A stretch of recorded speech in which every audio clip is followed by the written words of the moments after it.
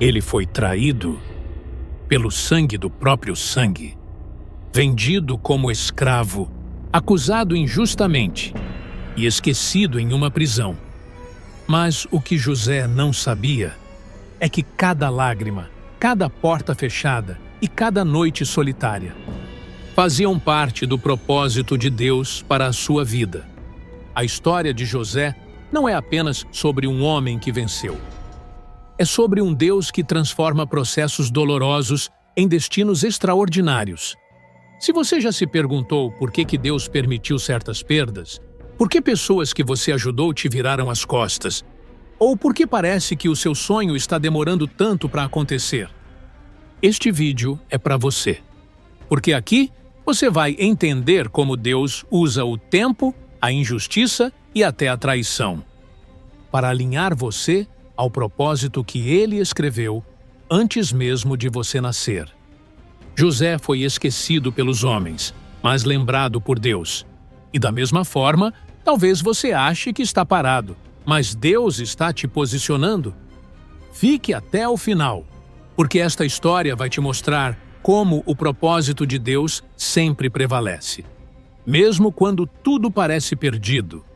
E quem sabe, ao ouvir esta mensagem, você perceba que o Egito que Deus preparou para José é o mesmo tipo de destino que Ele está preparando para você. E é por isso que precisamos entender. Existem 3 lições poderosas na vida de José, que revelam o caminho de todo aquele que Deus chama para grandes propósitos.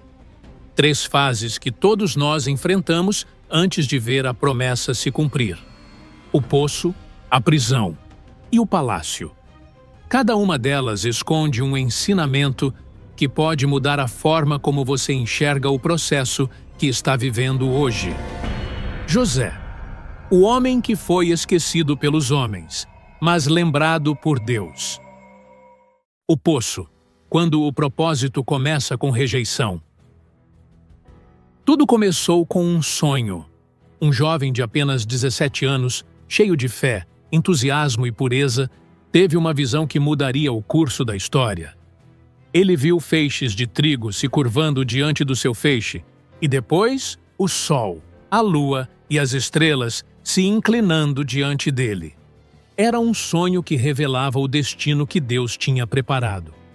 Mas também um sonho que despertou a inveja de quem não entendia o propósito. Os irmãos de José não suportaram ver nele algo que não havia neles. A luz que carregava os incomodava, porque cada vez que José falava de seus sonhos, era como se um espelho se levantasse diante deles, revelando o quanto estavam distantes do que Deus esperava. E é assim até hoje. Quem não entende o propósito de Deus para sua própria vida vai tentar apagar o brilho de quem entendeu o seu.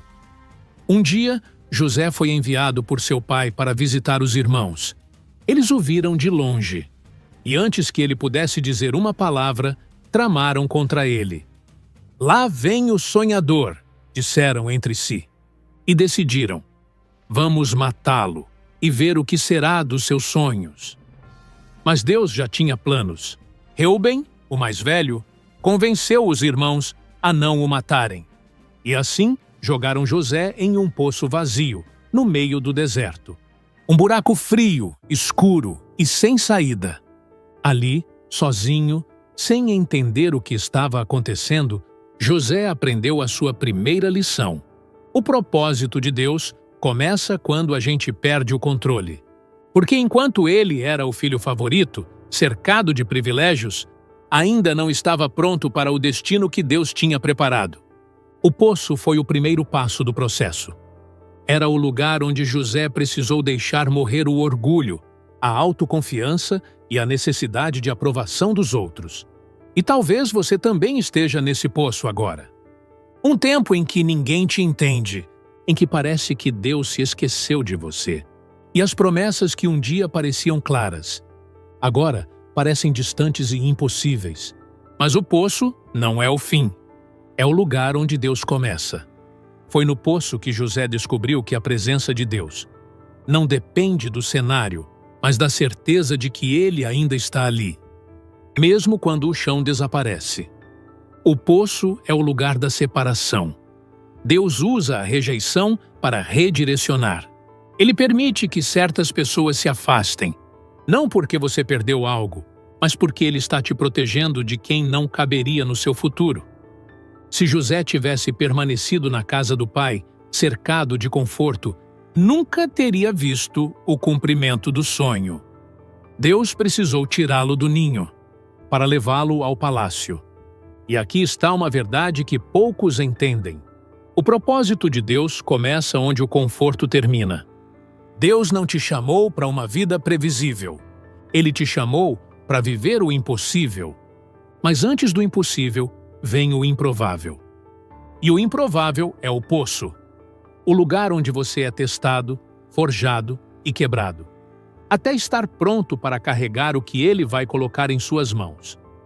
Os irmãos venderam José por 20 moedas de prata, e enquanto eles achavam que estavam se livrando dele, na verdade, estavam enviando José diretamente para o caminho do seu destino. É por isso que você não pode se desesperar com quem te traiu, porque muitas vezes é justamente através da traição que Deus empurra você na direção da promessa. José desceu ao Egito como escravo, mas Deus já via nele um governador.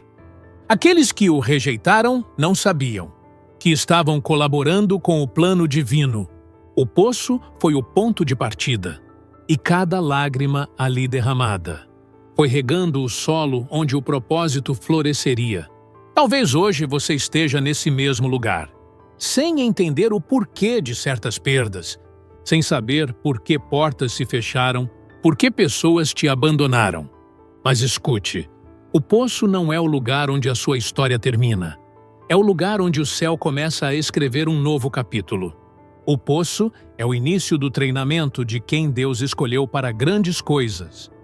E quanto mais profundo o poço, maior o propósito que te espera depois dele.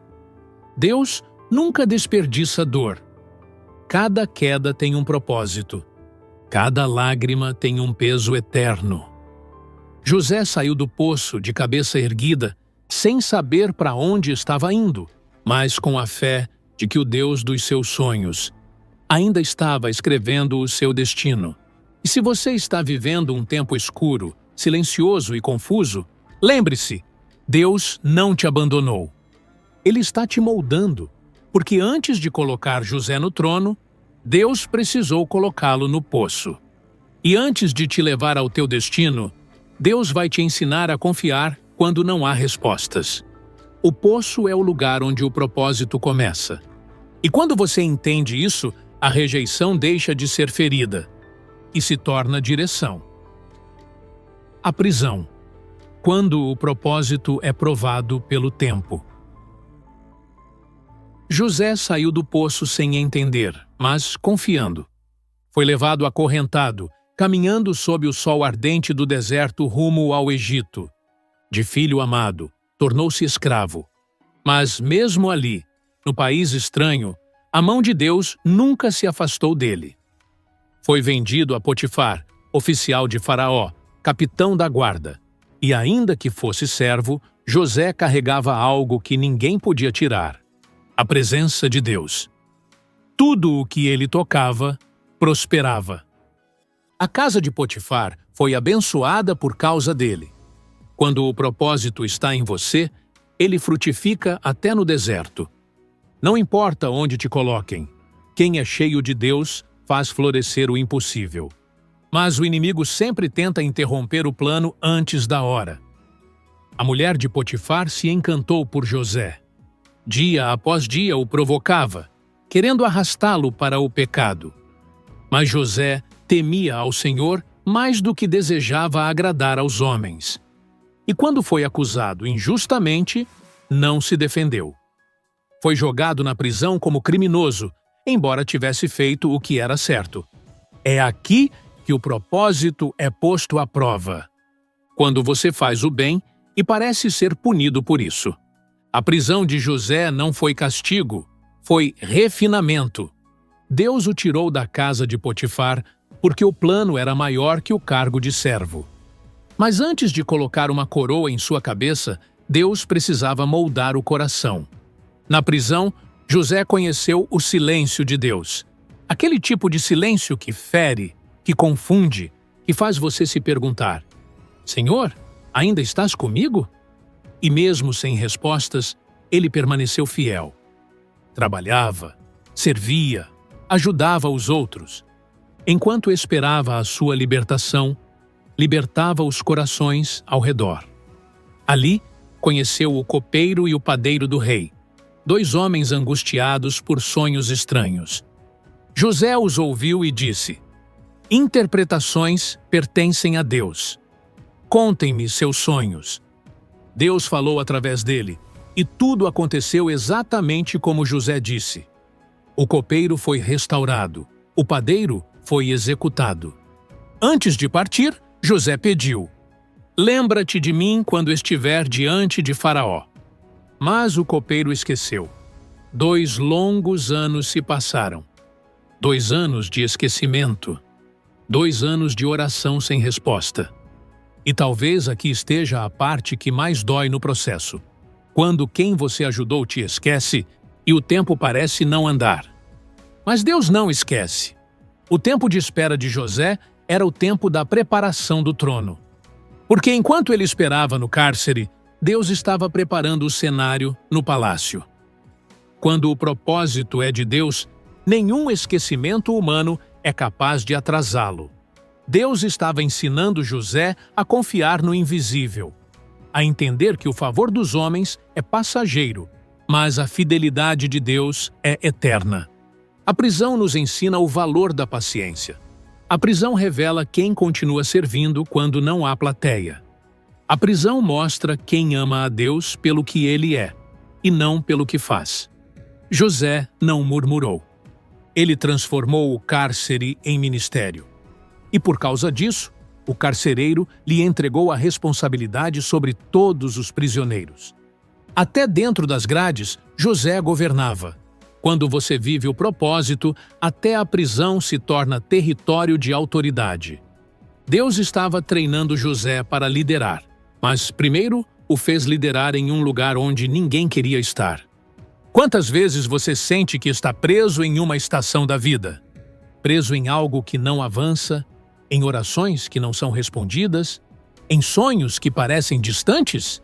Entenda, a prisão é o tempo de Deus te amadurecer. O tempo de silenciar o ruído ao redor para que você aprenda a ouvir apenas a voz dele. É o tempo em que Deus te ensina a esperar sem perder a fé, a servir sem ser visto, a confiar sem entender. Foi na prisão que José aprendeu a não depender do reconhecimento humano. Foi ali que o menino sonhador se tornou um homem pronto para reinar. Há um tipo de maturidade que só nasce no silêncio do cárcere. É quando Deus esvazia você de tudo o que é humano, para encher você com tudo o que é divino. E então, quando o tempo certo chega, uma simples lembrança muda tudo. Faraó teve um sonho que ninguém conseguia interpretar. E o copeiro, de repente, se lembrou. Hoje me recordo das minhas faltas. Havia um jovem hebreu na prisão. Ele interpretou meus sonhos, e tudo se cumpriu. No momento exato, Deus fez o esquecido ser lembrado. O que parecia silêncio, na verdade, era estratégia. José é chamado diante de Faraó. Troca as roupas e, em poucas horas, sai do cárcere para o palácio. Deus pode mudar uma história inteira em um único dia, mas ele leva o tempo que for necessário para preparar o coração. Por isso, não despreze a prisão em que você se encontra. Ela não é o fim do seu chamado. É o laboratório onde Deus está te moldando para suportar o peso da promessa. O Deus que te permitiu entrar nela é o mesmo que já marcou a data da tua saída. E quando esse dia chegar, ninguém poderá impedir. A prisão é o lugar onde o propósito é provado. E todo propósito genuíno precisa passar pelo teste do tempo. Se você está em um tempo de espera, não desista. O céu não se esqueceu de você. As orações não se perderam. O relógio de Deus ainda está funcionando. Em breve, ele abrirá a porta que nenhum homem pode fechar. E quando isso acontecer, você entenderá que cada minuto no silêncio foi necessário para te preparar para o som do chamado. O palácio. Quando o propósito se cumpre e transforma vidas. José foi chamado diante de Faraó. O mesmo jovem que um dia foi jogado num poço, agora se levanta diante do homem mais poderoso da terra. E ali, no trono do Egito, tudo muda. Faraó conta o sonho. 7 vacas gordas, seguidas por 7 vacas magras. 7 espigas cheias e 7 espigas queimadas. Ninguém conseguia interpretar. Mas José, cheio do Espírito de Deus, respondeu com humildade: Não está em mim. Deus dará resposta de paz a Faraó. E naquele instante, o céu falou através da sua vida. Deus revelou o significado do sonho. 7 anos de fartura seriam seguidos por 7 anos de fome. Mas também revelou a estratégia: armazenar o alimento durante os anos bons, para que o Egito sobrevivesse nos anos maus. Faraó ficou impressionado. Disse: Acharíamos, porventura, homem como este, em quem haja o Espírito de Deus. E colocou em José o anel real, símbolo de autoridade.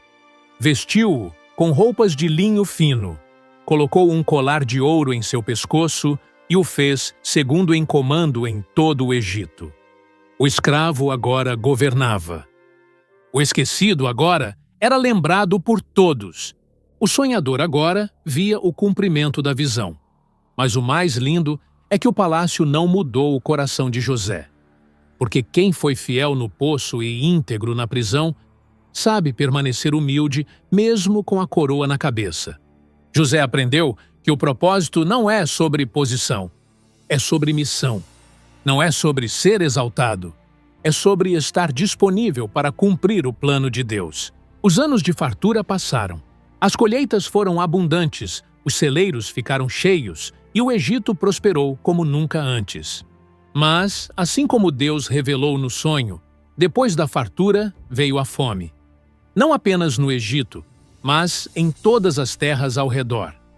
Canaã também foi atingida.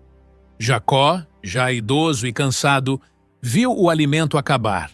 Foi então que ouviu rumores de que no Egito havia mantimento. Sem saber que Deus estava movendo cada peça, Jacó chamou os filhos e disse: Desçam ao Egito e comprem trigo, para que vivamos e não morramos. E assim, os irmãos que um dia venderam José, agora desciam ao mesmo Egito, para pedir pão ao homem que Deus levantou. Quando chegaram aos portões, foram conduzidos à presença do governador, José. Mas eles não o reconheceram. José estava mais velho, vestido como um nobre egípcio, com roupas de linho, ornamentos reais, postura de autoridade. Seu rosto havia sido moldado pelo tempo, pela dor e pela glória. Mas quando os irmãos se curvaram diante dele, o coração de José parou por um instante. O sonho de quando era jovem, estava acontecendo diante dos seus olhos. Ele os reconheceu imediatamente. A voz, o jeito, os rostos marcados pelo deserto. José sabia exatamente quem eram. Mas algo dentro dele dizia: eles mudaram? Eles se arrependem? Eles fariam novamente com Benjamim o que fizeram comigo? Então, José falou com eles de forma dura, aparentando frieza. De onde vocês vêm? Eles responderam: Viemos de Canaã para comprar alimento. José os acusou de serem espiões, não pela mentira, mas para testar o coração deles. Eles insistiram que eram filhos de um mesmo pai, que eram honestos, e mencionaram o mais novo, Benjamim. Ao ouvir o nome do irmão mais novo, o coração de José tremeu. Benjamim, o filho amado, o único que não participou da sua venda. O irmão de sangue, o último laço com sua mãe. José controlou as lágrimas e disse: Se são honestos, tragam o irmão mais novo. Um de vocês ficará aqui como garantia. Simeão foi preso diante deles. Os outros voltaram para Canaã, devastados. Quando chegaram, contaram a Jacó tudo o que aconteceu. O pai sentiu a dor abrir feridas antigas. Vocês já me tiraram José. Agora querem levar Benjamim? Não, meu filho não irá. Mas a fome piorou. O desespero bateu à porta. Judá se levantou e disse: Pai, se não levarmos Benjamim, não viveremos. Eu me responsabilizo pela vida dele. Com o coração pesado, Jacó cedeu. Que Deus Todo-Poderoso vos dê misericórdia diante daquele homem. Os irmãos desceram novamente ao Egito, levando Benjamim. Quando José viu o mais novo entrando, quase desabou. A dor da saudade, o choque, o amor. Tudo voltou em uma onda que ele precisou esconder. Ele preparou um banquete, tratou Benjamim com honra, mas ainda precisava ter certeza se os irmãos tinham mudado. Por isso, fez o último teste. Ordenou que colocassem a taça de prata em segredo dentro da sacola de Benjamim. Quando partiram, José enviou guardas atrás deles. A taça foi encontrada, e Benjamim foi acusado de roubo. O teste era simples. Será que eles abandonariam Benjamim como abandonaram José? Mas foi ali que a redenção começou. Judá se adiantou, chorando, implorando: Não leve o rapaz, leve a mim no lugar dele. Eu me responsabilizei diante de nosso pai. E nesse momento, ao ver que os irmãos agora estavam dispostos a sacrificar a própria vida pelo mais novo, José não conseguiu mais conter o choro. Ele mandou todos saírem da sala. A voz ficou embargada. As lágrimas desciam sem controle. Então gritou: Eu sou José, o irmão de vocês, aquele que vocês venderam ao Egito. Os irmãos ficaram paralisados. O passado voltou com força. A culpa, o medo, a vergonha. Mas José levantou a mão e disse: Não fiquem angustiados. Não foi vocês. Foi Deus que me enviou adiante de vocês para preservar vidas. A revelação encheu o ambiente de cura, graça e propósito.